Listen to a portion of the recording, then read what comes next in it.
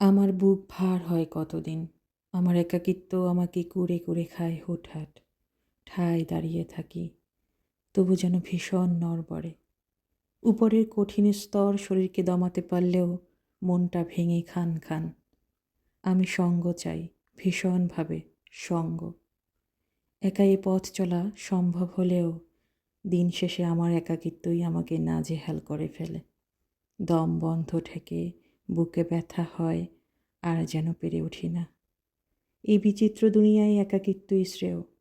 আর জীবন, সে তো মৃত্যুর অপেক্ষা মাত্র। আচ্ছা, মানুষের জীবন এমন হয় কেন? আমার জীবন ছিল খুব স্বাভাবিক। হুটহাট হাসতাম, কতই না ভালো ছিলাম। অথচ এক দমকা হাওয়ায় সব কিছু এলোমেলো করে দিয়ে গেল। অনেক মানুষের বেলায় সম্ভবত এমন হয়।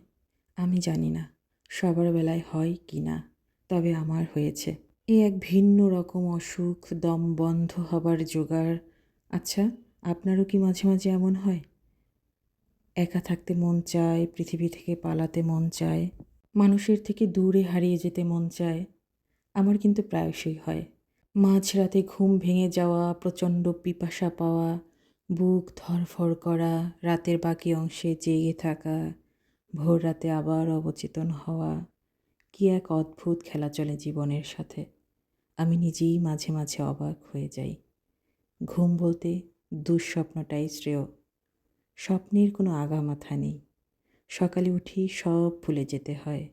দিনের আলোতে অভিনয় করতে হয়, নিখুঁত চুল চেরা অভিনয়। অভিনয় তো জীবন।